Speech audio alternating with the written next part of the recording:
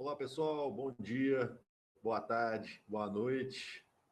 Vamos voltar então com mais um conteúdo, né? Continuando o conteúdo de movimentos sociais, né? Eu falei dos movimentos sociais no que tange a questão do projeto, da ideologia, né?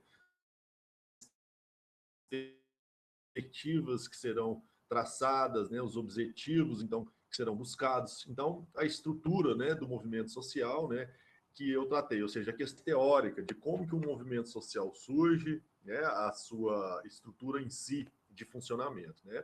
E agora a gente segue falando mais dos movimentos e também tanto dos acontecimentos históricos, né, que a gente vê na formação da própria sociedade como um todo, assim como também a sociedade brasileira, nacional.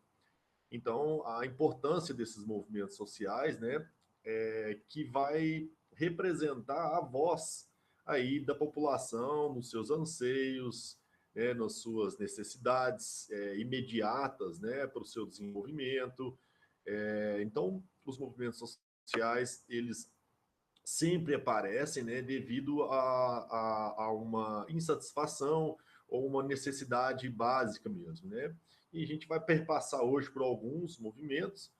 E eu vou projetar aqui e eu tenho alguns teóricos também que falam sobre esses movimentos, né? Vamos continuar ainda falando sobre a estrutura deles, mas também vamos pegar um pouco mais hoje falando sobre o movimento em si, alguns dos movimentos em si, né? Então está aqui projetado. Deixa eu colocar em tela cheia para nós. Aqui em tela cheia, melhor para visualizarmos e para mim ir marcando. Então, pessoal, movimentos sociais e democracia, né? Então, os movimentos sociais, ele é uma ferramenta, né, de ajuste democrático. Por que ajuste democrático? Porque é a hora em que a própria população reivindica a sua participação na sociedade. É a hora que o povo tem a voz de dizer, olha, necessitamos disso. Né? E se tem a participação pública, né, nos movimentos sociais, isso é um sinal democrático. Né? Quando a população participa dos próprios movimentos da sociedade, né? Ou seja, os destinos da sociedade, a gente vê que se tem participação, quanto maior a participação é, pública, né? Ou seja, do povo, mais consolidado eu posso dizer que é um sistema democrático. Né? Lógico que no Brasil nós estamos ainda engatinhando em termos de democracia, né? Basta a gente lembrar a nossa idade como nação ou estrutura política, né? Ou Estado de Direito, né? Então a gente ainda é uma democracia nascente. O Anthony Giddens, pessoal, ele é um sociólogo que é inglês e ele vai fazer determinadas objeções sobre os movimentos sociais, né? Então ele considera que os movimentos sociais é a alma da democracia, né? Ou seja, é aquilo então que dá vida a democracia, né? É o termômetro, então, que vai medir a participação efetiva da população. Né? Então, os movimentos, eles podem ser, então, locais, né? Esses que a gente pode ver, então, por exemplo, em cidades, né? Ou às vezes num local específico, pode ser numa região, né, onde está acontecendo ali um garimpo ou a construção às vezes de uma ferrovia, né? Então aquele local específico às vezes surgem conflitos de ordens relacionais, né? Podem ser também regionais, né? Ou seja, uma região inteira. Vou colocar aqui, por exemplo, aquela época que o sul, né, do Brasil tinha intenção de separar do restante do país, né? Isso aí é um movimento regional, né, em que a região ali se achou no direito de reivindicar, então, uma maior participação aí é, frente às próprias produções da sua região, né? Nós estamos produzindo para gente que não trabalha, né? Então essa era às vezes a alegação que tinha. Então se sentiam no direito de reivindicar uma separação. Movimentos nacionais, e esses aí a gente pode lembrar dos movimentos políticos como um todo, né? Se a gente for ver os mais recentes, né, lá em 2013 a gente viu aquela escalada de insatisfação com o governo do PT, né, e a Dilma estava na época no governo, e a gente vê que toda a crise, né, de 2008, que foi passada no mundo inteiro, o Brasil, como estava em crescimento interno, a gente não sentiu. E aí, todos os abalos da crise de 2008, ela foi recair em 2013. E diante de vários impasses, né, do próprio governo do PT, erros, né, como é de praxe dos nossos governos, os governantes acabam nos enganando, né? Então, não diferentemente, esse movimento ganhou, então, repercussão nacional, né? Então, de 2013, aí veio 2014, movimentos que foram ganhando, então, espaço, né? E a gente viu que foram borbulhando os movimentos em todos os lugares, né? Em São Paulo, depois a gente viu no Rio de Janeiro, a gente viu no Sul, a gente viu no Nordeste, foram diversos lugares que fizeram, então, passeatas, no sentido, então, de reivindicar e de contestar o governo, de forma geral, né? E os internacionais, hoje a gente vê muito, pessoal, os internacionais ligados à questão do meio ambiente, né? Um muito conhecido que a gente conhece, que ele reivindica questões que são internacionais, ou seja, que são questões de direito de todos, né? É o Greenpeace, né? Então, Greenpeace aqui, né? Paz Verde, né? Peace. Deixa eu ver se eu ainda consigo escrever isso aqui no mouse, que é meio difícil. Mas o Greenpeace, né? Assim como também a WWF também uma ONG, né? Que faz parte desses movimentos de reivindicação ao meio ambiente. Então, na verdade, isso aqui, a ONG, ela passa a ser uma cristalização, ou seja, já é a institucionalização de um certo movimento. É quando o movimento ele tem tanta urgência e, na verdade, tem que ter uma constância que ele se torna um órgão vivo, né? Porque a maioria dos movimentos, eles acontecem devido a uma determinada coisa e depois passam. E já outros movimentos, a gente vê que é necessário que a luta sempre continue, porque é um embate que leva, então, o quê?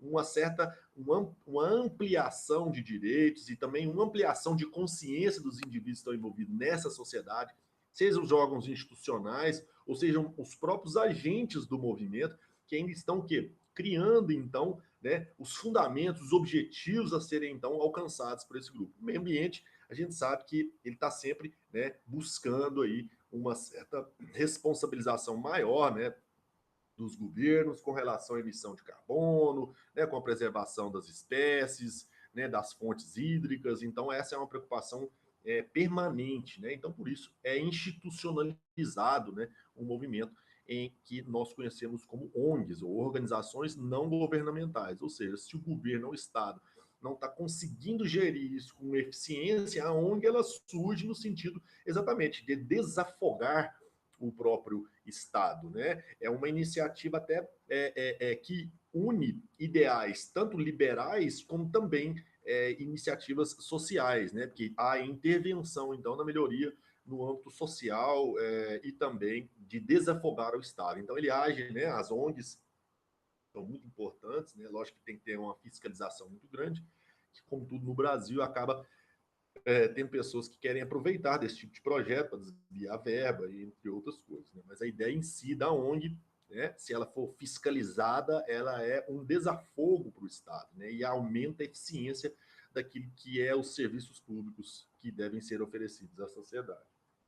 Então, pessoal, num mundo cada vez mais globalizado, a capacidade de comunicação tem oferecido grande suporte para a realização das grandes movimentos em escala global, alimentado por redes sociais.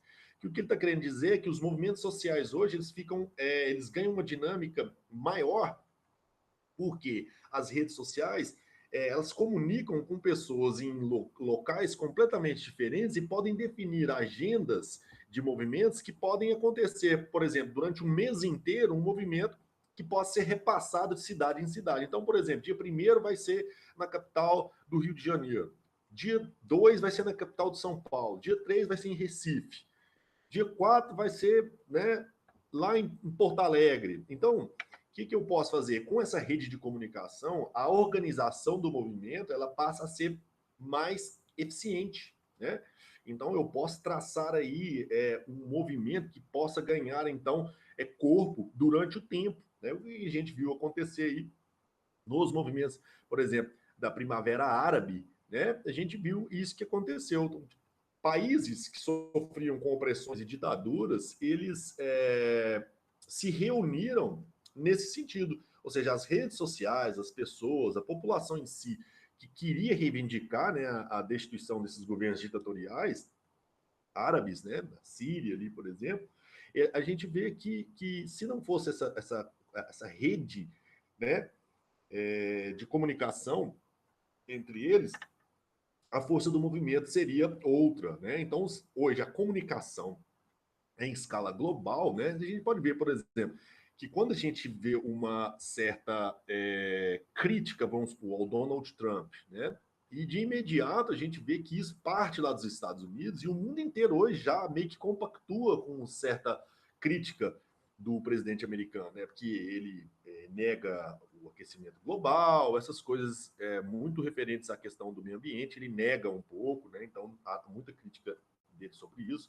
E o que eu estou querendo dizer é o seguinte, ou seja, essa crítica sobre ele, devido às nossas, né, redes de comunicação hoje, a internet, a gente consegue ver que essa crítica ela roda o mundo inteiro. Antes, às vezes, uma crítica específica de um dado político, ela ficava concentrada ali no país dele. Né? Hoje não, em uma proporção muito maior. Se tiver uma injustiça qualquer no mundo, hoje, com as redes sociais, a gente vê, então, que tem uma maior capacidade, né, de entendimento, de propagação, né, e de publicização, então, desse movimento ali. Então, ele ganha um âmbito e um aspecto global, né? Então, um dos fatores para o crescimento dos movimentos é a insuficiência dos estados em dar respostas rápidas e satisfatórias à população, que tem cada dia maior informação. Então, ao mesmo tempo que eu tenho maior informação, então se a população tem maior informação, ela acaba tendo então maior noção dos direitos dela. E nossa população, né, mundial, ela tende a ser cada vez mais diversa, ou seja, os indivíduos são cada vez mais diferentes entre si. E essa diferença entre si deles acaba causando o quê? Necessidades que são diferentes de um para o outro. Então, o que é um grande problema hoje das nossas democracias? Hoje é um problema sério de todas as democracias. As grandes democracias que a gente conhece, por exemplo, o Brasil, apesar dela ser ainda uma democracia que está amadurecendo, ela em termos de volume e de tamanho, né, é um dos maiores colégios eleitorais do mundo. Se você for olhar o número de pessoas que votam aqui no Brasil, ele é muito grande, né?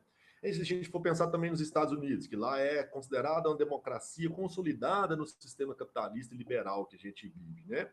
Se a gente for ver lá, a representatividade também é muito difícil, né? Porque a diversidade populacional, juntada exatamente à sua informação sobre seus direitos, eles passam a reivindicar, então, diversas coisas ao mesmo tempo. Então, por mais que, às vezes, tenha um representante que represente uma fatia determinada da população, que tem os mesmos anseios, os mesmos interesses, né? Mais ou menos homogêneos, a gente vai ver que tem uma grande parte que não compactuam com isso. Então, o cara acaba sendo eleito e logo já tem muitas reivindicações sobre ele, justamente porque ele sozinho não consegue representar toda a população, né? E o que tem acontecido? Ultimamente, os candidatos eles têm feito o seguinte, eles continuam com um discurso meio que de campanha, né? Ou seja, nós e eles, né? E esse tipo de discurso, nós e eles servem justamente para dividir a população e para eles serem eleitos, né? Porque a massa como um todo, as pessoas não conseguem mais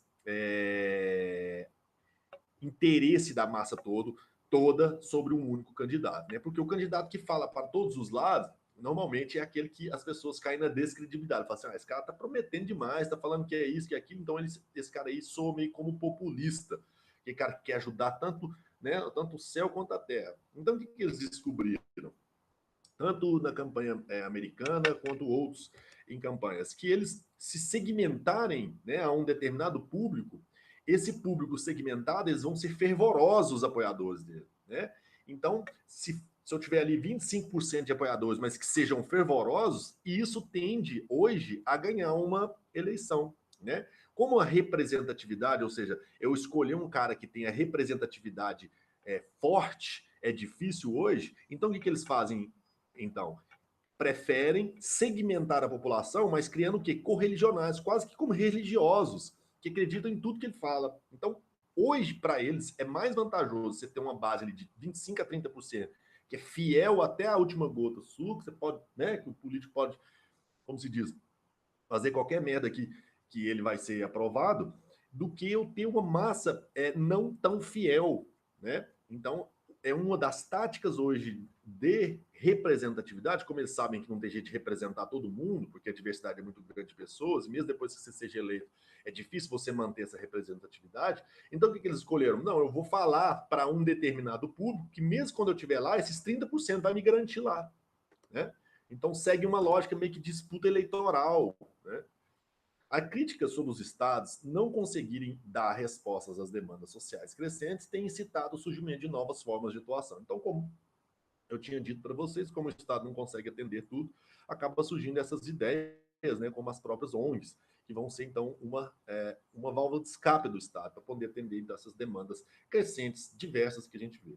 Na classificação dos movimentos sociais, pessoal, quanto à sua natureza, ou seja, de onde que eles saem, né, a origem deles, podem ter relacionadas tanto com uma questão de reivindicação, e essas são típicas que a gente nota quase que sempre, né?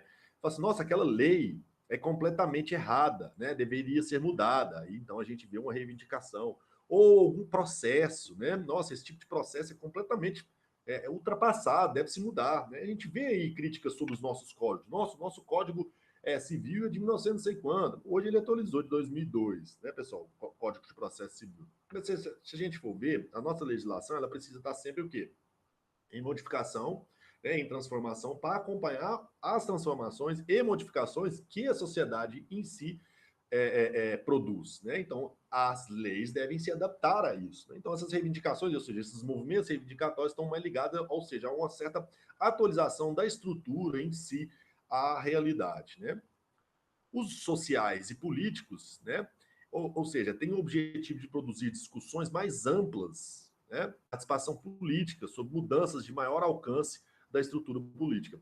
Isso aqui, pessoal, então mudanças na estrutura política. Então vamos supor aqui, né, que eu acho que a divisão aí, né, dos poderes, né, ou mesmo a própria forma da democracia, né, quando eu estendo poderes políticos à população e eles votam, e esse voto muitas das vezes não tem representado o melhor candidato, né, eu vou fazer a crítica no seguinte: bom, esse sistema eleitoral ele não representa a democracia, porque a gente acaba votando em pessoas repetidas, ou seja, não aparecem pessoas novas no processo eleitoral, você é obrigado a votar naqueles que estão ali, né? Então isso já é uma crítica em termos de estrutura social e política.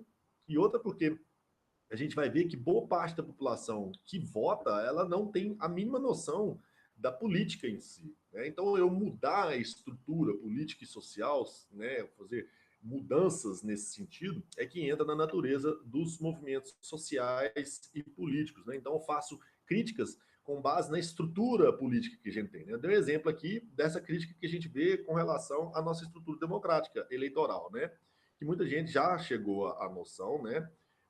Isso lá desde Durkheim, pessoal, ele já faz uma crítica com relação a isso, que as eleições por si só não garantem os melhores candidatos. E a gente sabe disso, né? E quando a gente fala assim, olha, não vota, hoje tem muito esse movimento, não votem em cara que já foi eleito, votem novos. Exatamente nesse sentido, né? Da gente evitar, então, né, que esse sistema continue ainda representando uma não democracia, né?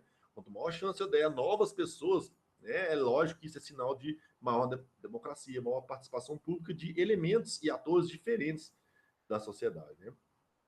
Os de natureza de classe são aqueles que a gente vai lembrar, pessoal, que está ligado à raiz do sistema, né? Então, quando eu falo luta de classe, né, que a gente lembra lá do Marx, o Marx, o que ele fala? Olha, não foi eu que criei a luta de classe. A luta de classe, ela existe pela próprio sistema em si. Então, quando eu coloco lá um cara que é dono da propriedade e manda em outro que vai vender a força de trabalho, segundo Marx, aí nessa divisão do trabalho, que é o trabalho pensado e o trabalho executado, essa divisão, né, ela acaba gerando o quê? Classes diferentes. E essas classes vão estar sempre em conflito, não conflito com quer pegar o outro e bater, mas são conflitos de interesse, né? Enquanto um quer mais tempo de lazer, receber mais, o outro quer o contrário, ele quer que o outro se doa mais ao trabalho ali, né? Que ele trabalhe sem intervalos, né? Porque a rentabilidade dele vai ser maior. porque nós vivemos numa sociedade capitalista e as empresas, né, que geram o valor acumulado, elas vivem de lucro. E aí, o que acontece? Essas duas classes, que são, na realidade, criadas na divisão do trabalho, ou seja, aquele que pensa é o que manda e o que executa é o que obedece, então cria-se o conflito, né? Então caracteriza-se pela forte consciência de desigualdade socioeconômica, né? Ou seja, o patrão ou o dono ou o trabalhador que pensa vai ganhar muito mais pelo trabalhador que só executa as funções, né? Então, por que um vereador ganha muito mais do que um pedreiro? Né? Por que o pedreiro não tinha que ganhar 3 vezes mais que um vereador? Já que ele trabalha mais e a importância dele na sociedade é muito maior, se a gente for pensar. Porque vereador, muitas vezes, a gente for pensar, ele é importante para fiscalizar o prefeito. Mas o número de vereadores, às vezes, numa cidade, ele é tão grande que muitos ficam meio que sem função. Né? Vocês já devem ter visto esse tipo de crítica para diminuir o número de vereadores, né? Até para enxugar um pouco o valor de custo orçamental do próprio Estado e da máquina. Né? Pela noção de constituição de classe e pela subversão à ordem econômica, ou seja, está errada essa divisão. Né? O movimento de classe, ou seja, a classe que é explorada. Vou um cafezinho, pessoal. Então, a classe que é explorada, ela vai falar, olha, tem uma coisa errada. Eu que sou mais trabalho, eu que gero mais valor na sociedade, e eu estou ficando com a parte menor do lucro. Aí o dono da empresa vai falar, mas eu sou dono da empresa, eu assumo todos os riscos, é eu que tenho que ficar com todo o valor. Bom, as regras do jogo é essa, né? E a contestação é exatamente nas regras do jogo.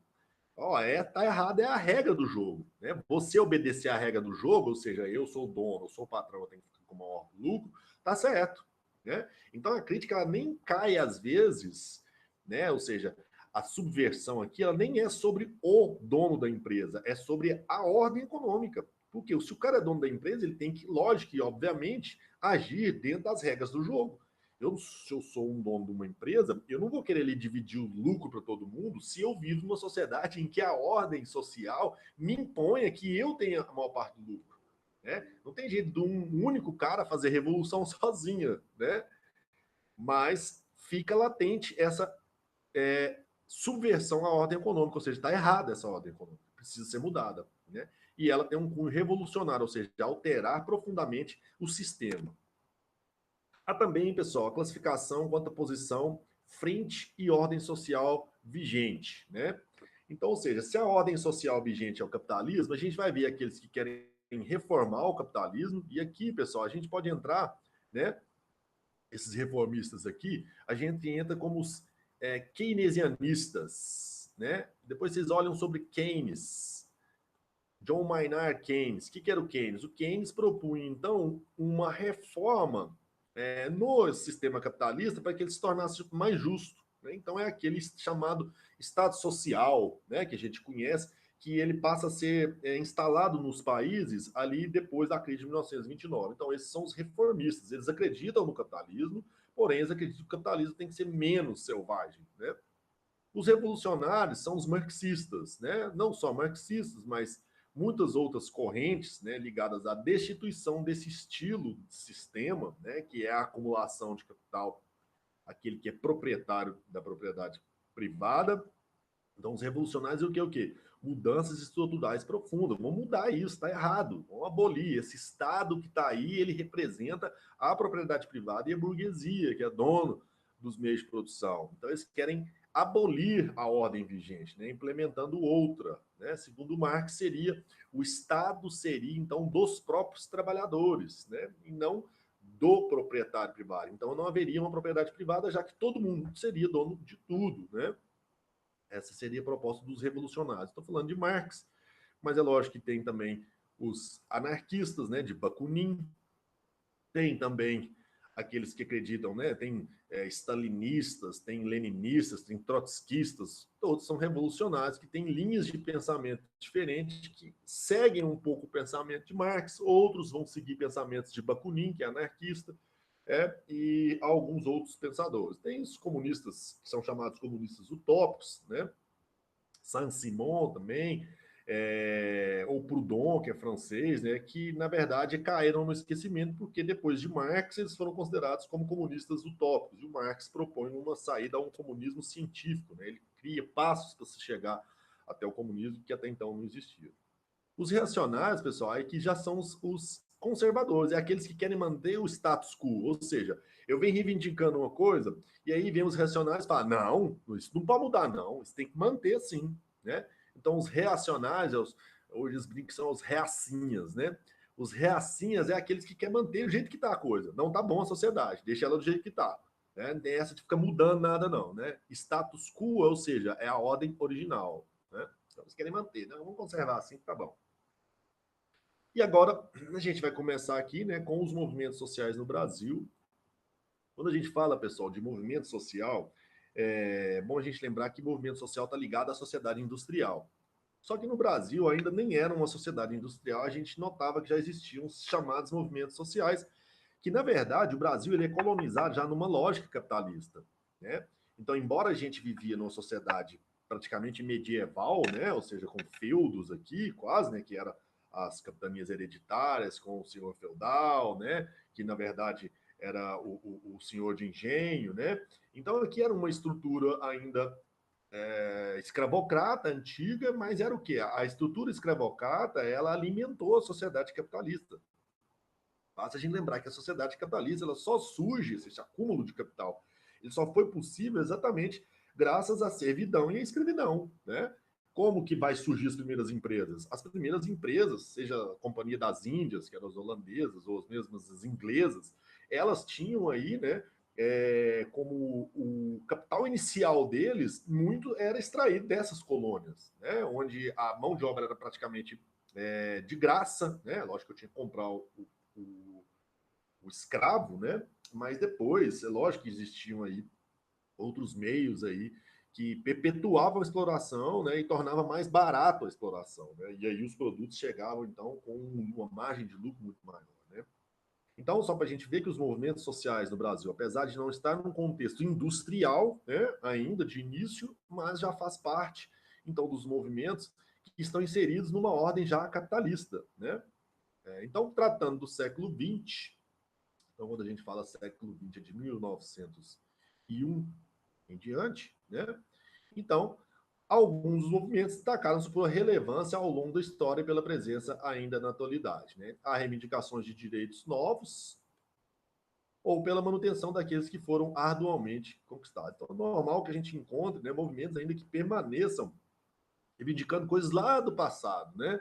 Mas é porque, na verdade, existem, então, tanto na história do Brasil, como em outras nações, mas especificamente no Brasil, momentos de ampliação dos direitos em que são cedidos à população e há momentos, então, de fechadura da democracia, onde são retirados esses direitos. Então, muitos dos direitos, às vezes, voltam, muitos movimentos voltam para a manutenção dos direitos que foram perdidos, ou mesmo para mantê-los, né? Quando a gente for falar sobre a previdência social aí, ou sobre os direitos trabalhistas, a luta era para manter os direitos, né? Acabamos perdendo alguns direitos aí, né? Não vou entrar em detalhe com relação a se eu sou a favor ou não das reformas, né? Eu, em certa parte, até sou a favor, mas em outras partes sou completamente contra, né? Então, ou seja, há pontos que eu sou a favor e há pontos que eu sou contra nessas duas reformas, né? Mas eu acho que as duas foram injustas no sentido de terem tirado direitos da população mais fraca, né? E isso não é o que o Brasil precisa, né? Muito pelo contrário, a gente precisa fortalecer os mais pobres. Aqui um aspecto geral, né, da sociedade brasileira e onde borbulharam esses movimentos, né? E esses movimentos aqui são aqueles de início, muitos da antiga república, né? Essa aqui, né, é o padre Cícero, né? Que eles, é o padrinho Cício que eles falam lá, né? Que ele era uma figura religiosa, né, que contestava o poder aí do poder federal, né? O fenômeno do cangaço, conhecido aí pelo Lampião, né, que promovia aí certos roubos nas propriedades, há aqueles que defendiam os próprios o próprio Lampião, assim como o seu grupo, né? Ou seja, defendiam os cangaceiros, né? Que eles eram uma espécie de Robin Hood do Nordeste, né? Que tiravam dos ricos para dar para os pobres, mas em outros momentos elas acabavam fazendo badernas e destruindo, ou seja, era um movimento um tanto quanto ambíguo, né? Que hora ou outra parecia coisas terroristas, hora ou outra parecia que estava ajudando a população em si ali, mas sofreu grande represália do governo federal, né? A Guerra dos Canudos é reunida então na figura de Antônio Conselheiro, né? Ele era um líder cristão que pregava a palavra reunindo elementos tanto da cristandade como também de crenças religiosas, né? E eles contestavam exatamente o avanço do governo, mas que não atendia determinadas regiões. Ou seja, existia uma lei de progresso no Brasil, mas que só atendia as capitais. O sertão estava morrendo, né? Ou seja, existia dois Brasis aí. Existia o Brasil que era pregado, né, para inglês ver, ou seja, que estava se desenvolvendo, crescendo, e a indústria estava figurando aí nos desejos dos governadores, e por outro lado a gente via ali o sertão pobre, né, sem recursos, sem como ter, às vezes, uma fonte de produção, né? Não tinha emprego porque não tinha o que plantar, não tinha água, não tinha chuva, né? Então, eles montaram, então, esse arraial que chegou a ter 25 mil habitantes, né? Outra aqui, pessoal, chamada Revolta da Vacina, e hoje a gente pode lembrar muito bem disso, né? Lá no Rio de Janeiro, então, o médico chamado Oswaldo Cruz, né? Ele impôs, então, né? Porque a cidade do Rio de Janeiro, ela estava crescendo e as ruas, as vias, né? Ainda antigas, elas estavam sujas, imundas. A cidade em si precisava de uma reforma, ampliar as vias, né? E aí, por uma questão sanitária, né?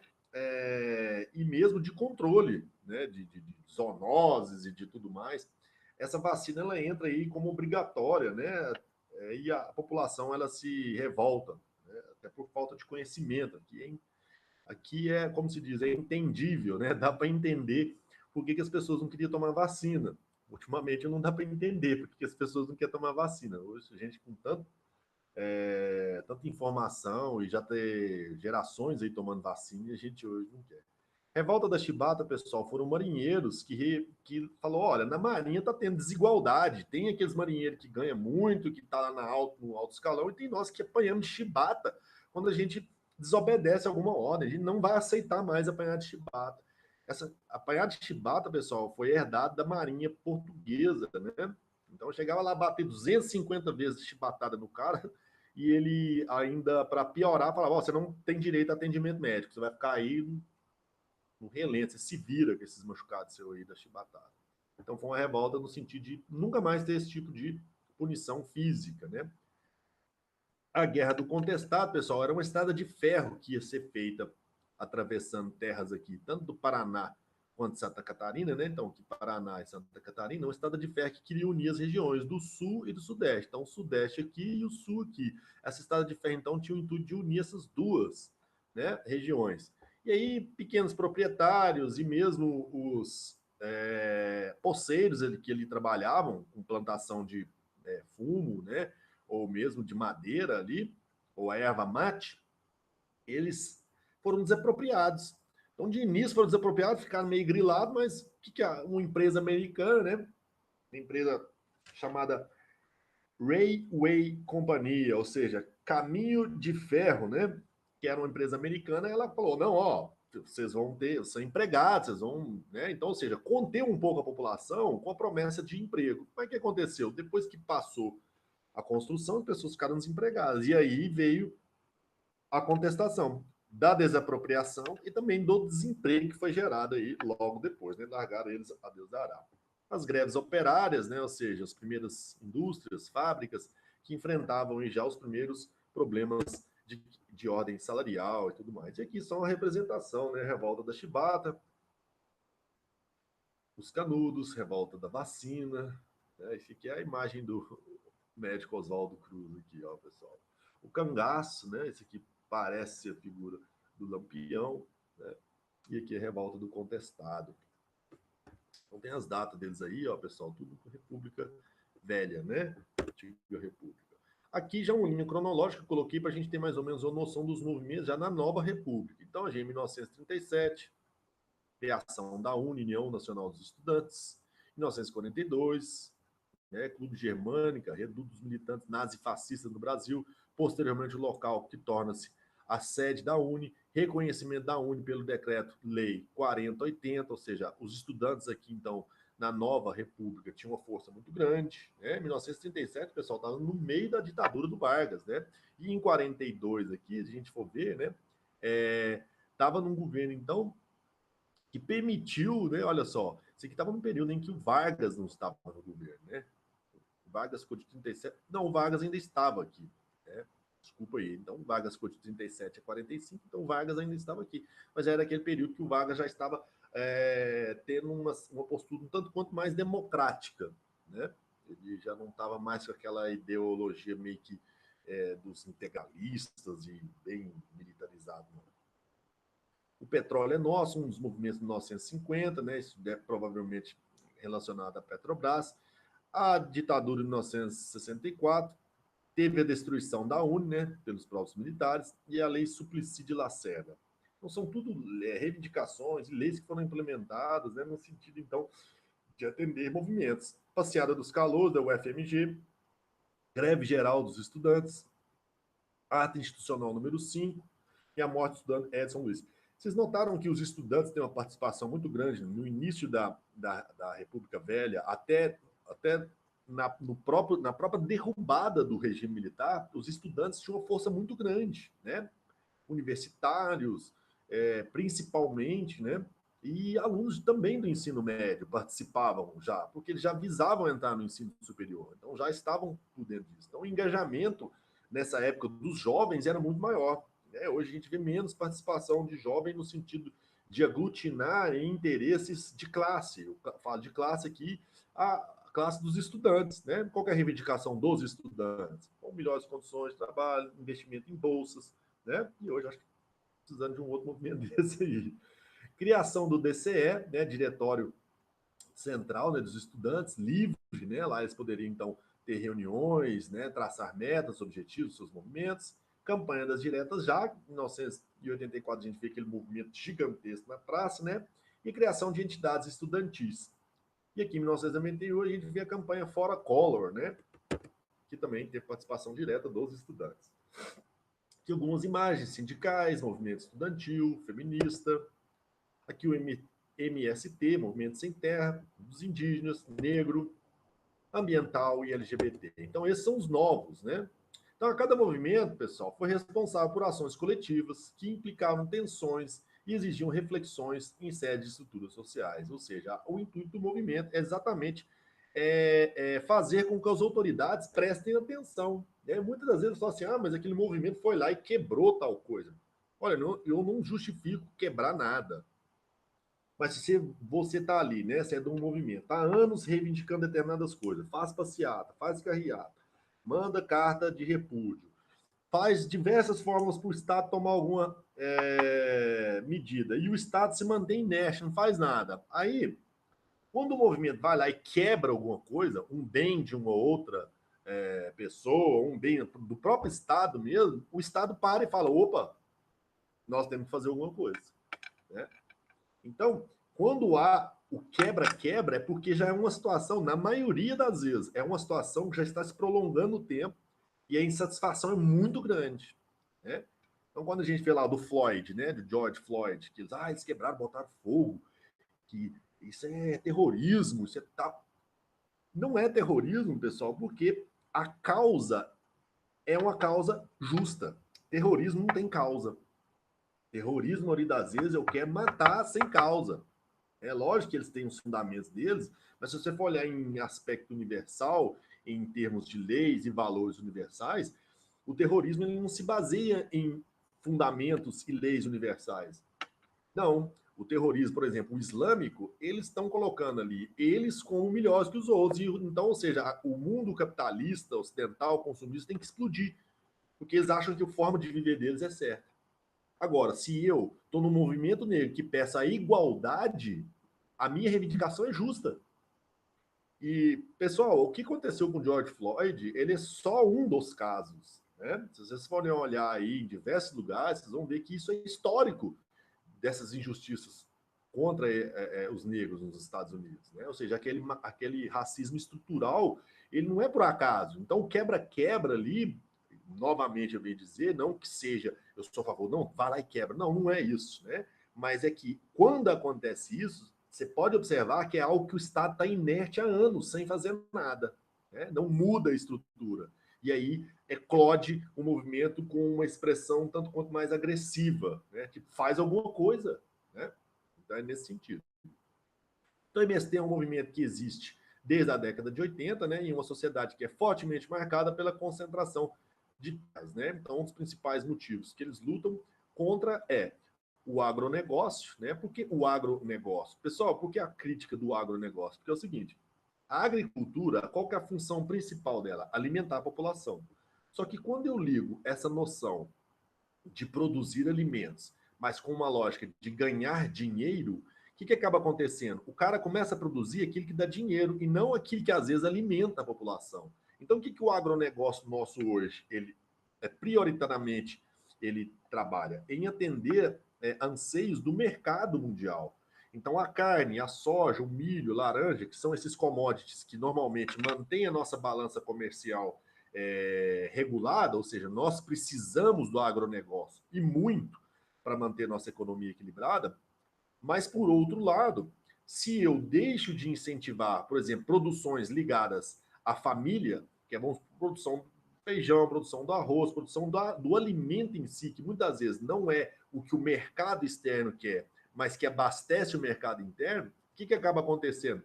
Acaba acontecendo de faltar o produto interno, ou seja, vai ter muito produto para vender o agronegócio, ou seja, a soja, o milho, tudo vai sair, porque mantém a nossa balança comercial favorável, mas não vai ter pessoas que vão querer se engajar em produzir algo que não está dando dinheiro ou que não dá dinheiro, né?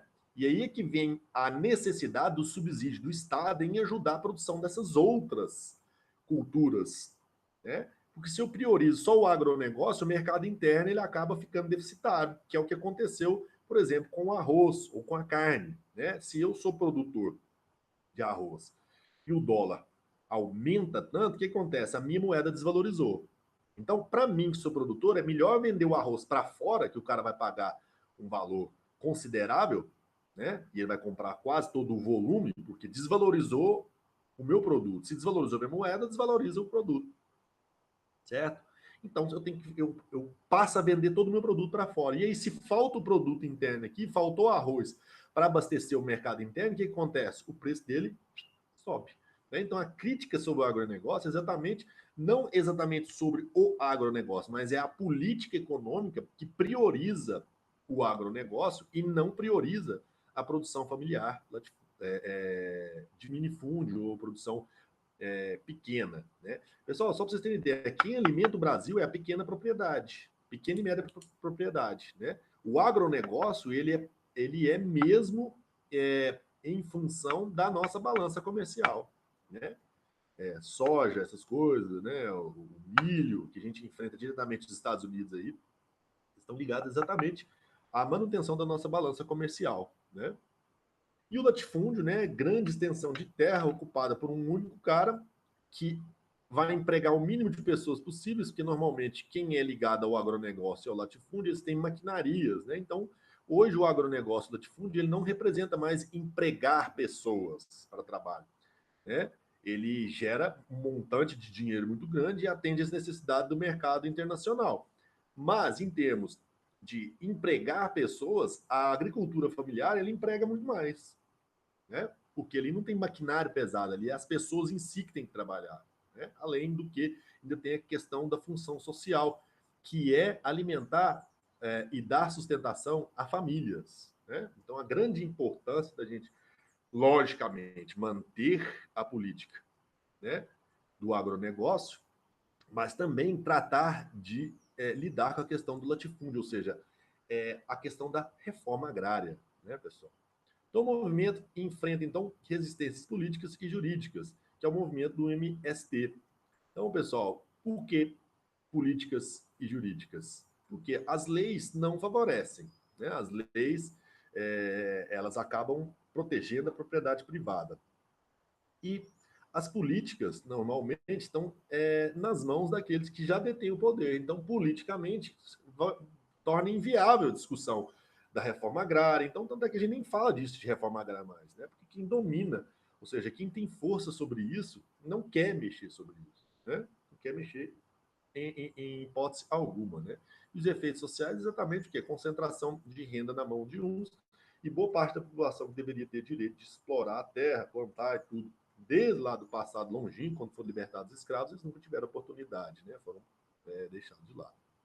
Aqui agora, entre os novos movimentos sociais, e os novos movimentos sociais, a gente vai ver que eles fogem um pouco da questão dos movimentos tradicionais, né? O que são os movimentos tradicionais? Os movimentos tradicionais, eles são caracterizados para aquela questão de cunho marxista, né? O que é o cunho marxista? Aquela coisa de que eu vou contestar o sistema produtivo capitalista.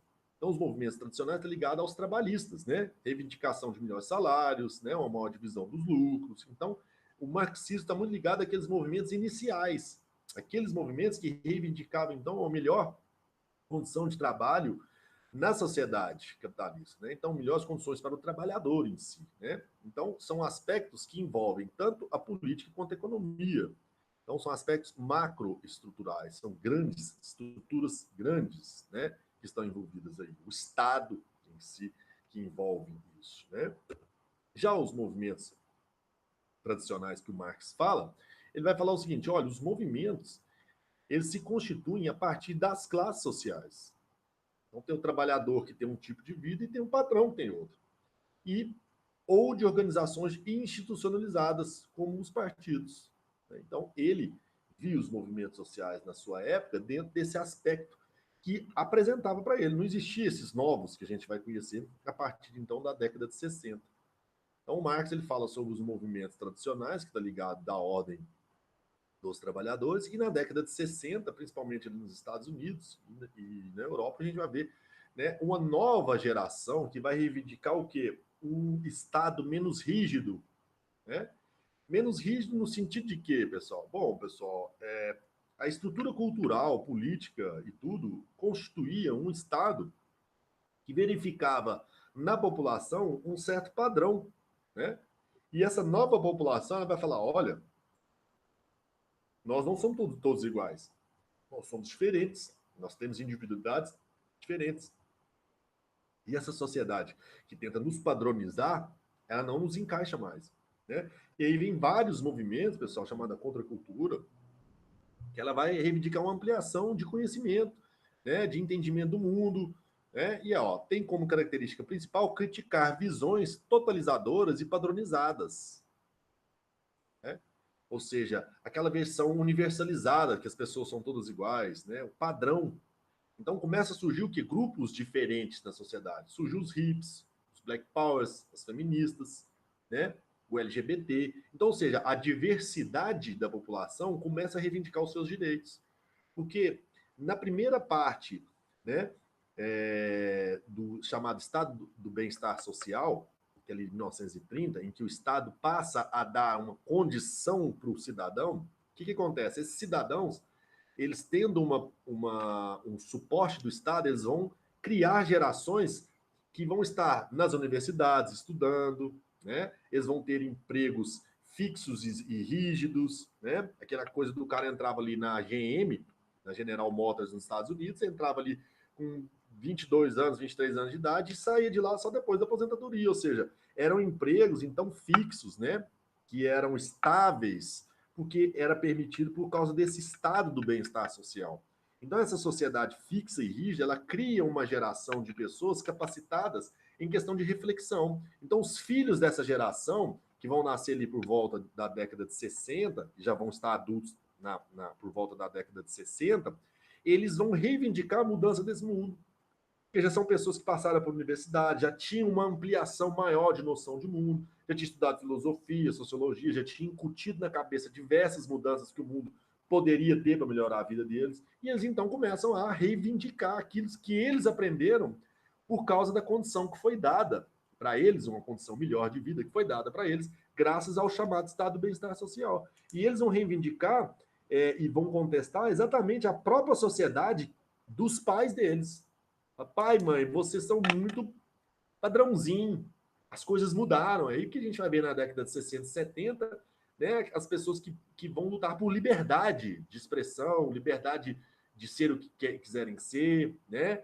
Liberdade de forma geral, até o Woodstock a gente vê, né, que é um movimento relacionado a esse o quê? Desprender da sociedade, né? Eu não ficar preso a um padrão fixo, específico, né? E aí surgem grupos novos, novos movimentos que vão reivindicar a construção de uma sociedade nova. Então, esses novos movimentos vão se identificar, então, na construção de identidades coletivas, né? O que são essas identidades coletivas? Movimento feminista, movimento negro, né? São identidades coletivas. LGBTQ+, né? São, então, identidades coletivas, né? Que têm interesse próprio, formam um corpo com interesses e que caminha em determinada direção na sociedade e reivindica tantas outras, né? Relacionadas à cultura e não restrito ao âmbito político e econômico. Tá vendo que eles não estão reivindicando aqui, nós vamos derrubar o governo, nós queremos então a melhor condição de vida. Não, eles estão contestando o seguinte, olha, a sociedade ela está muito fechada no entendimento, muito padronizada. Nós somos muito mais diversos que isso. Nós não temos que ser esse padrãozinho. Nós podemos ser livres para sermos o que quisermos ser.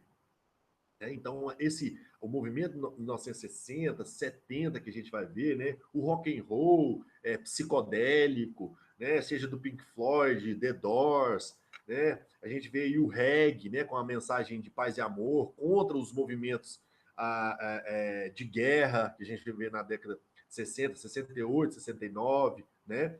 Então, ou seja, não faça guerra, né? Faça amor, né?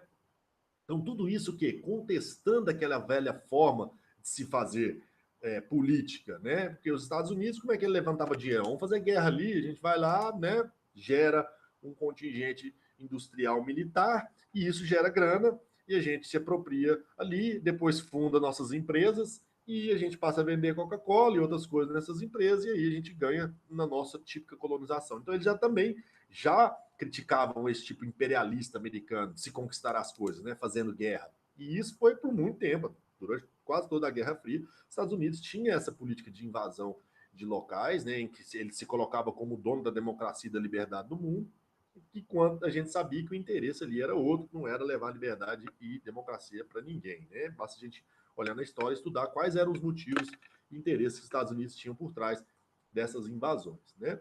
Então, nesse contexto de conflito político, transferem para o âmbito cultural, né? Ou seja, a briga agora é cultural, a ampliação de conhecimento do mundo, né? Eu passar a entender que a diversidade do homem ela é possível e que nós podemos construir uma sociedade diversa, né? E não padronizada, dando ênfase às diferenças e contra o discurso universal. O que é esse discurso universal? Aquele que serve para todo mundo. Mas não todo mundo está dentro desse balaio aí, né?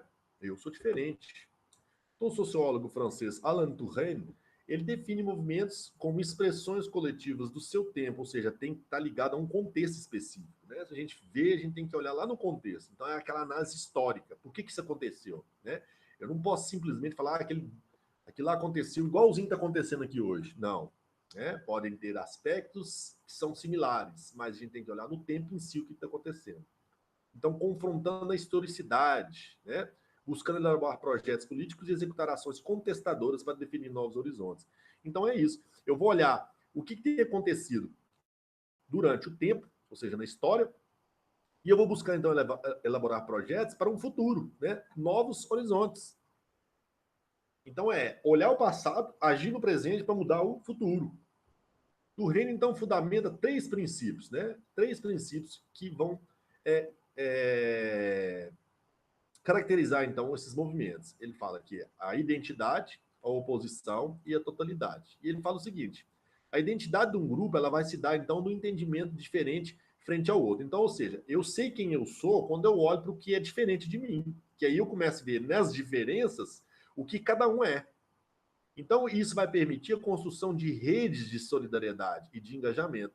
Ou seja, à medida que eu identifico aquelas pessoas que têm interesses em comum comigo, eu vou, então, me agrupar. Então, é o primeiro sentido que é o quê? A identidade. Encontrei pessoas com a identidade, né, igual à minha. O que acontece?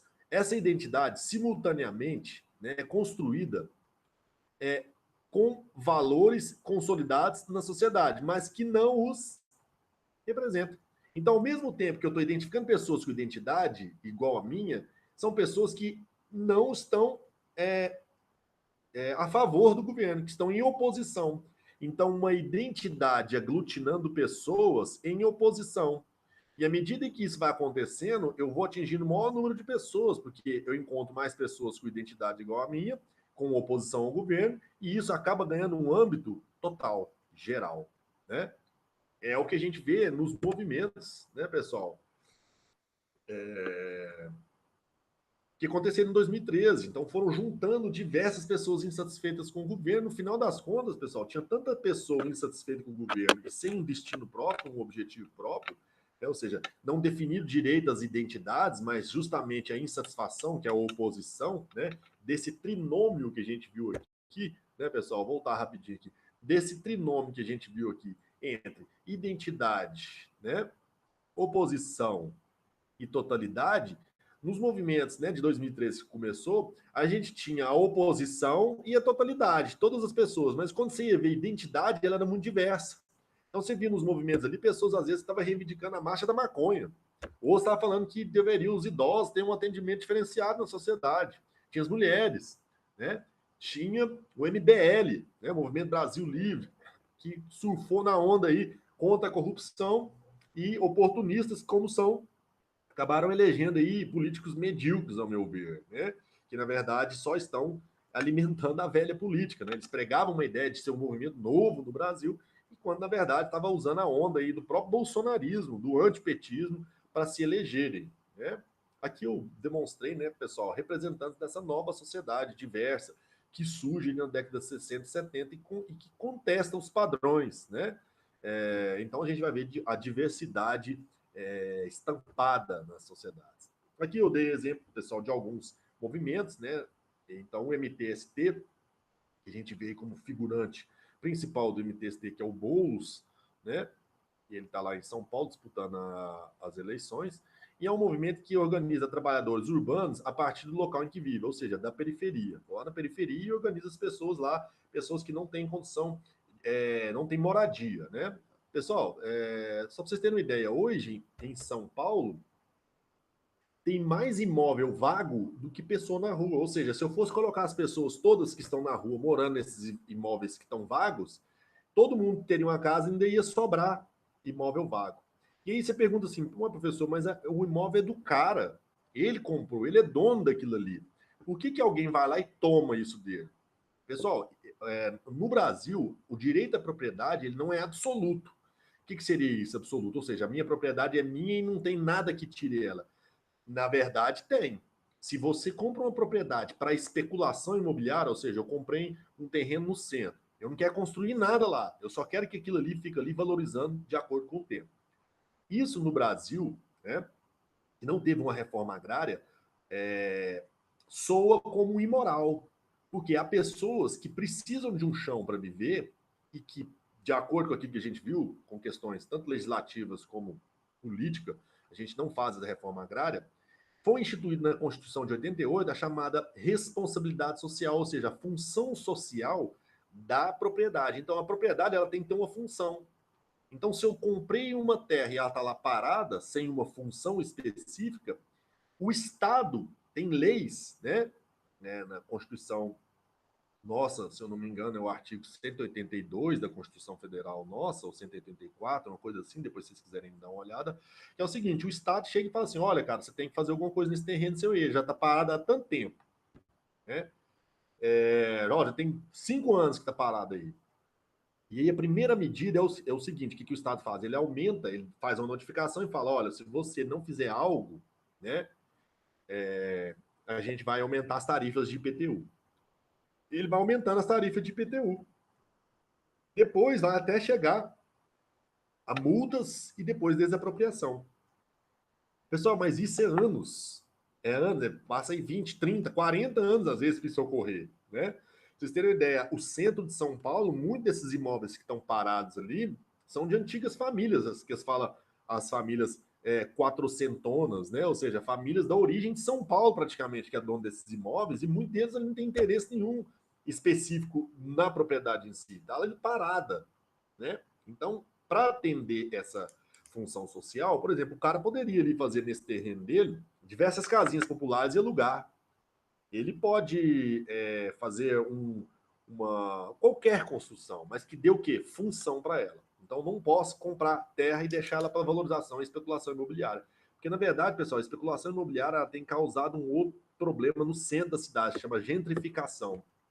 A gentrificação é o seguinte: é uma casa antiga que está no centro da cidade, que o valor dela em si, da casa, perto das necessidades que ali tem, imóveis, ou seja, do comércio, ela é melhor ser destruída. Então, o que acontece? Os velhos que moram ali no centro, eles são levados para outros lugares, porque hoje a lógica das cidades dos grandes condomínios fechados, um lugar distante do centro, né? Só que essas pessoas ali já não têm mais condição, né? São aposentados, estão ali naquela casa, e aí vira aquela pressão sobre o indivíduo ali naquela casa, né? Então acaba tirando as pessoas do centro e morar longe, né?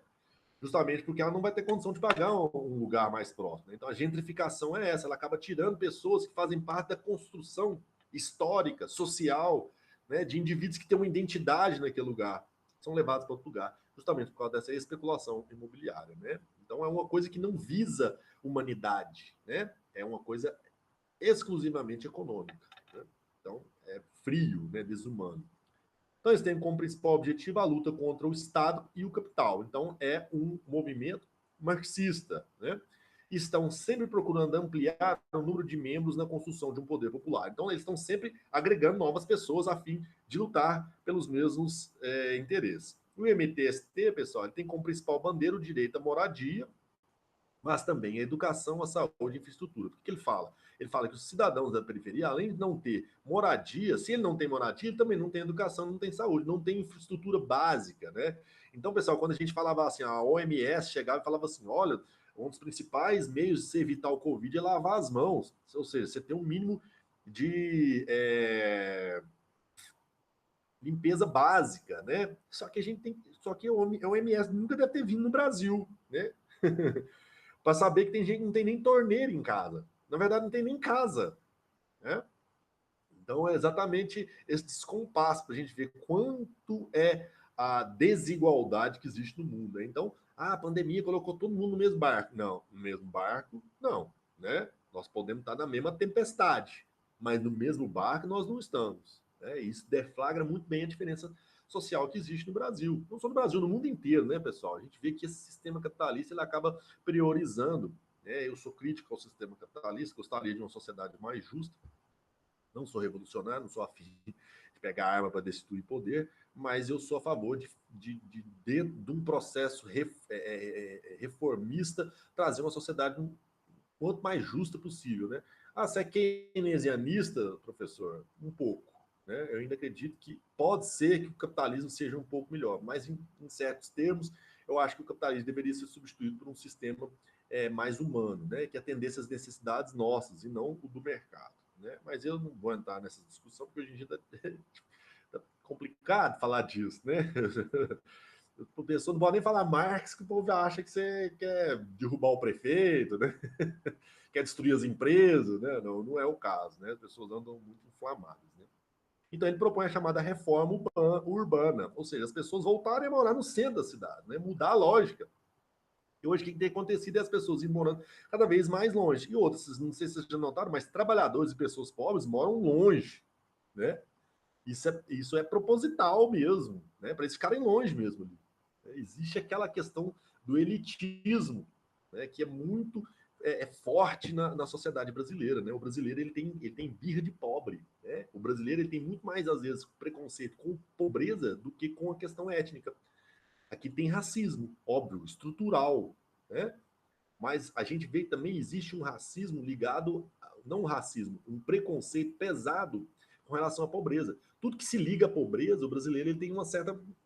Uma, vou de bicicleta em tal lugar. Não, bicicleta tem de pobre, não vou não. Vou pegar um busão ali. Não, busão tem de pobre. Né? Então, é esse elitismo, né? Que está incrustado na nossa sociedade. Tudo que vem de fora, que é dos Estados Unidos, normalmente as pessoas acham que é melhor, né? Porque vem do país rico, porque é rico, né? Porque é bom, é moderno, né? A gente tem que mudar essa síndrome do cachorro vira-lata, né? De achar que tudo de fora é melhor que nós, né? Então, por exemplo, pessoal, as cidades, então, são feitas para o mercado e o lucro, e não para as pessoas. Um exemplo aqui é privatizações de escola e instituições de saúde e transporte. Eu privatizo, a sociedade não tem condição nem de lavar a mão, quanto mais de pagar a escola para estudar, né? E aí fica bom mesmo. O movimento negro, e aqui eu coloquei, né, sobre o caso Floyd, que é mais um na história do racismo institucional da polícia estadunidense. Né? Depois vocês dão uma olhada, pessoal, lá, para vocês verem quanto tem muito material hoje em dia, principalmente depois desses movimentos. Mas aqui tem uma prova. Ó. Em 2005, pessoal, ó, mataram um jovem de 17 anos nos Estados Unidos, né? No sul dos Estados Unidos. E lá, pessoal, olha aqui, há sempre tentativas de impedirem que negros e latinos votem em uma legislação de 2005. Criou a chamada lei Atire Antes, Pergunte Depois. Isso em 2005, pessoal, foi criada essa lei. E em 2005 ocorreu a morte de um jovem por isso, né? Essa lei aqui, né, pessoal, Atire Antes, para depois você ver o que aconteceu, é da Flórida, né? Local onde o Trump tem maior aceitação. Vocês verem aí nas eleições, né? Flórida é um local chave para o Trump, né? Então, aquela sulista, né? Só para vocês lembrarem, pessoal, os sulistas, né? O sul dos Estados Unidos era escravocrata, né? Lá é que tem aqueles movimentos de supremacia branca, né? Neonazista, a Ku Klux Klan, tudo está no sul. E para vocês terem ideia, pessoal, a maioria dos votantes do Biden, que é contra o Trump, eles são a favor do isolamento social, né? Então a maioria deles vão votar por correio. E aí a gente vê que o Trump já começa a melar os correios, né? Tanto para dificultar as pessoas de votarem, tanto latinos e negros para votarem, como também, pessoal, que o voto, né, do correio, ele está colocando como se fosse algo não muito honesto, que ali vai ter corrupção, querendo burlar isso. Né? Então tem que ficar esperto com alguns líderes que se dizem democráticos, mas que fica tentando melar o processo democrático o tempo inteiro. Né? Então, pessoal, o que diz respeito sobre essa lei? Atire antes, pergunto depois. Ela tira a presunção da inocência. Ou seja, se eu sou um policial, estou ali no meio daquele bafafá todo, aquela confusão. Eu achei que o fulano eu vou lá e mato ele. Depois que eu vou ver o que aconteceu. Então, eu nem sequer passou pela minha cabeça que esse cara poderia ser inocente. E toda a justiça você só é culpado que depois de sentenciado, ou seja, depois do trânsito em julgado, que eles falam, depois de ter julgado tudo. E você tem chance de se defender, você tem a segunda instância, né? Ou seja, há como você se defender, e você tem direito de se defender. Com uma lei dessa, atire antes, pergunte depois, e com um histórico, né, de perseguição a negros, imagine quem que morre na maioria das vezes, latino e negro, né? Então, em 2005 já teve isso, e se forem olhar, o Floyd é só mais um dos movimentos, né? Black Lives Matter é uma coisa que surgiu, o nome do movimento surge agora, mas isso historicamente há uma opressão grande aos negros. O movimento feminista, pessoal, é muito importante. A maioria das mulheres, vamos supor, 1917, Revolução Russa, quem foram os primeiros a sair na rua? As mulheres. E não, pessoal, fala assim, mas o movimento feminista é de esquerda. Por que o movimento feminista é de esquerda? Porque quando a gente fala direita e esquerda, o que é a direita? A direita, normalmente, historicamente falando, é aquela que está no poder. Né? Então, a direita representa os capitalistas, vamos supor assim. Né? Então, os da esquerda são contra o capitalismo. E por que feminista é esquerda? Porque ele está contra a opressão machista. Então, ela reivindica uma mudança na sociedade da estrutura cultural, das estruturas institucionais. Então, o movimento feminista ele é de esquerda, naturalmente de esquerda, justamente porque ele nasce reivindicando a mudança da estrutura da sociedade. Está errado e tem que mudar. E tem que mudar mesmo. Né? Então, o movimento feminista sempre teve em mudança, sempre agregando novos valores, né? E o movimento feminista ele vai ter, então, ele é muito diverso, né? E suas lutas ganham novos contornos. Então, uma mulher, vamos supor, vai falar sobre o movimento feminista, ela está falando o que ela tem de noção. Você vai, às vezes, conversar com uma outra mulher que está engajada no movimento feminista, ela vai ter outra noção. Então, é um movimento diverso, né? E com o passar dos anos está em eterna transformação. Então, é um movimento que está sempre o quê? Agregando novos valores, identificando novas opressões e colocando na pauta de discussão. Então, isso aqui é um discurso de opressão. Ó, isso aqui é uma atitude de opressão, vamos colocar na conta também. Ó, esse tipo de fala não pode mais, porque isso aqui está oprimindo. Coloca, incute na mulher, então, uma certa inferioridade, né? Então, assim, não há mais como criar uma lista fechada de reivindicações, né? Ó, o movimento feminista reivindica isso. Não, lógico que ele quer igualdade, mas à medida em que a gente avança na sociedade e identifica onde tem desigualdade, entra para a pauta. Então, as mulheres devem ganhar o mesmo salário que os homens em cargos iguais, né? É óbvio, né, pessoal? Isso aí que a gente vê é o seguinte: quando a gente fala, nossa, agora as mulheres estão ocupando os melhores cargos, olha que avanço. É, pessoal, parece que houve um avanço, sim. A gente tem visto esse avanço, só que ainda a lógica do mercado é explorar mais a mulher. E o que a gente tem visto? Eu tiro um homem que estava executando uma função lá de gerência numa empresa que ganhava uns poucos, 40 mil. Eu tiro ele, coloco uma mulher que vai desempenhar uma função às vezes melhor que a dele e eu vou pagar metade para ela. Vou pagar ali 20 mil.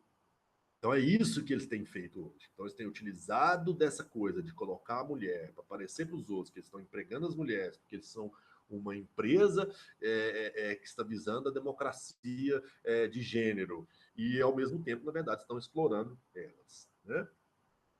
Os afazeres domésticos devem ser então compartilhados, né? Divisão dos trabalhos, porque a mulher, o que aconteceu? A mulher hoje, né? Ela foi cobrada a ser mais do que mãe, porque ser só mãe, né? Não adianta.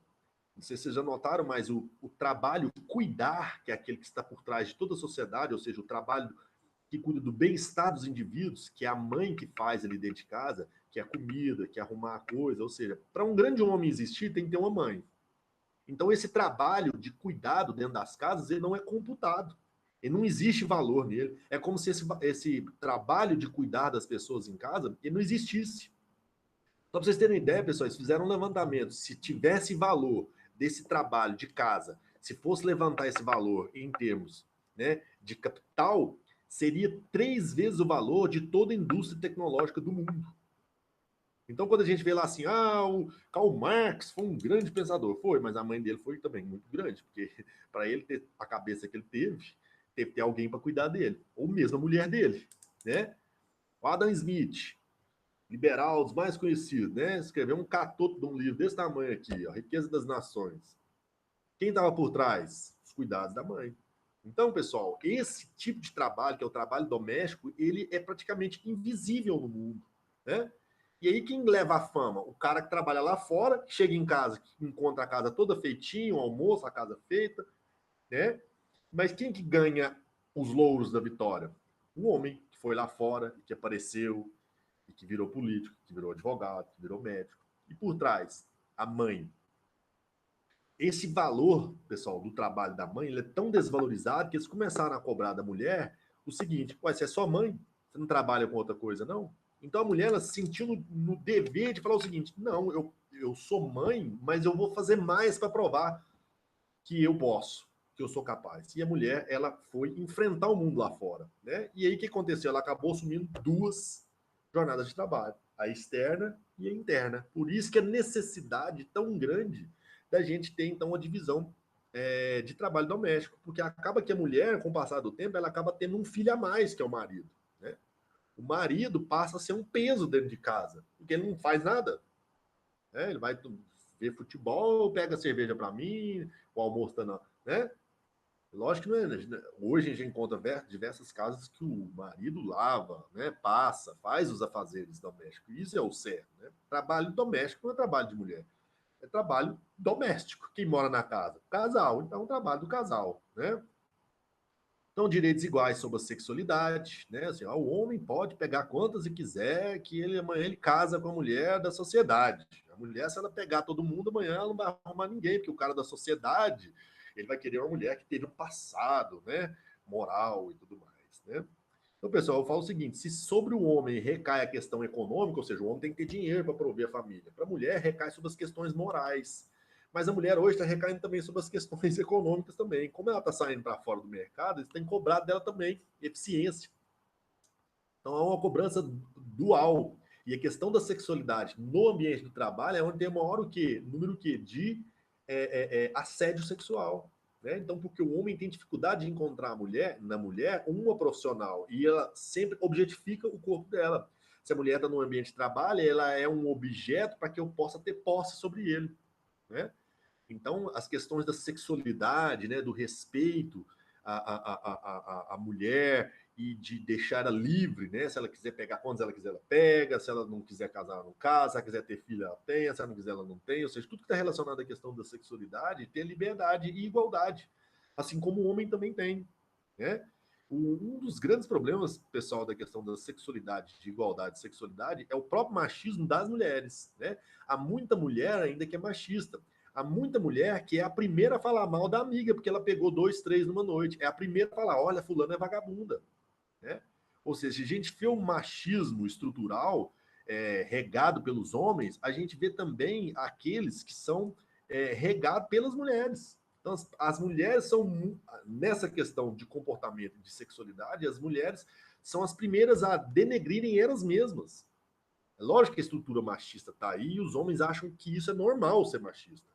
Mas a mulher em si, que sofre com isso e ela ajuda as outras a sofrerem com isso, é que precisa ser sanado urgentemente. Se eu tenho um movimento que os próprios membros do movimento, que são as mulheres, minam o movimento, ou seja, destrói a imagem do movimento, sendo machista, então o movimento feminista ele perde força, né? É igual eu gosto de dar exemplo ao MST, Movimento Sem Terra. O Movimento Sem Terra ele é justo? É, porque ele vai lá nas terras que estão improdutivas. Ah, mas tem uns caras que entram em terra que tem fazenda e rouba todo mundo. Aí tem esses vândalos que destroem o movimento. É o que eu falo, mulher machista no movimento feminista é o mesmo que os vândalos dentro do movimento MST, ou seja, ele descaracteriza o movimento. Ele tira, na verdade, o valor do movimento, né? E muitas pessoas utilizam desses elementos para denegrir a imagem do movimento. Olha lá aquela mulher, é a primeira a falar que é errado fazer isso. Olha lá aquela mulher falando da saia da outra que tá justa. Olha lá aquela mulher falando da outra lá que só tira foto mostrando os peitos na internet, né? Então, as próprias mulheres têm que se unir nesse sentido, né? Então, a mulher não é propriedade do homem, seu corpo são suas próprias regras e não a objetificação do corpo da mulher, né? Outra coisa, pessoal, a objetificação do corpo da mulher, a própria mulher tem que buscar também não ser objetificada. Fala assim, ah, mas só porque eu dancei funk, bem, dançar funk, funk é uma expressão da cultura, mas se a gente for notar, o funk ainda ele precisa evoluir no sentido de ele mesmo não tornar a mulher objeto, né? Olha, diversas letras do funk, eles ajudam a objetificar o corpo da mulher. Eu não tenho nada contra o funk. Eu acho que o funk poderia, né? Hoje a gente já vê, por exemplo, a Carol Conká, ele poderia ter essa pegada de reivindicação, uma pegada política, né? Ele poderia utilizar-se do funk para lutar pelo feminismo, né? Mas o que a gente vê muitas vezes é que o próprio funkeiro, o homem, ele utiliza da objetificação da mulher. Então, o que acaba as pessoas que não têm muita noção olha para o funk e acha que funk é só balançar a bunda, né? E a gente sabe que o funk ele tem uma importância muito grande ali dentro da favela, que muitas pessoas deixam do tráfico, deixam de ser bandidos, porque eles entram dentro de uma ordem artística, vão trabalhar com funk, vão dançar, vão fazer outras coisas, né? Mas é lógico que é um movimento que está em depuração, está em evolução. Ah, mas eles estão só cantando ali o que é da realidade deles. Isso é um fato, né? A realidade da favela ela é mostrada nas letras de funk, né? E às vezes a objetificação, né, a forma com que é passada para nós tem um significado muito diferente lá dentro dos membros, né? Mas é óbvio, né, que a sexualidade ela é muito presente no funk e tudo mais, né? Mas não deixa, né? Lógico, não estou falando que a mulher não tem que rebolar, não tem que dançar, não é isso. Tem, né? Elas fazem o que quiserem, quando quiserem. Mas as letras do funk tem que trabalhar numa ordem também, né? De depurar, né? De ajudar exatamente a construir uma imagem que as mulheres querem delas mesmas, né? Então, pessoal, aqui acaba a apresentação dos slides. A nossa aulinha termina por aqui, né? Deixa eu sair aqui rapidinho. Isso. Vou voltar ali para a apresentação. E pronto, parei aqui a apresentação. Isso. Então, pessoal, a aula ela ficou um pouco extensa, né? E eu vou depois passar a correção dos exercícios. Para não ficar muito extensa a aula, eu resolvi fazer depois a correção dos exercícios, né, do capítulo de vocês sobre os movimentos sociais. Próxima aula a gente vai outro assunto, o assunto de movimentos sociais ele foi encerrado, né, agora, e próxima aula então eu volto justamente para corrigir os exercícios e também dar entrada a uma nova aula. Tá bom, pessoal? Fica até a próxima, espero que gostem. Entre em contato comigo, pessoal, né? No chat lá, no WhatsApp, conversem comigo, alguma dúvida. Vestibular está chegando, né? Não sei se vocês viram, mas eu estou deixando essas aulas, pessoal, também no YouTube. E pelo YouTube, pessoal, vocês podem, às vezes, eu quero ver mais rápido. Você pode acelerar, né? Então você pode ver lá com uma aceleração maior. Então, minhas aulas, às vezes, as aulas acabam sendo cumpridas, 1 hora e pouco, né? Eu dou essa opção para vocês. No YouTube, você pode visualizar de forma mais rápida, né? Então, tanto no Classroom de vocês, quanto também no YouTube, vocês podem estar verificando esses conteúdos que caem no vestibular, né? Então, são conteúdos, essas aulas mais compridas, são especificamente para alunos que vão prestar vestibular, né? Então, às vezes, o tempo corrido, você olhando pelo YouTube, com certeza você vai otimizar seu tempo aí, tá bom? Espero que gostem. Próxima aula, então, eu volto resolvendo os exercícios dessa parte para vocês, tá? Nem que seja para me gravar um vídeo mais curto, só de correção, pessoal, eu vou deixar para vocês, tá bom? Até mais, até a próxima. Tchau, tchau.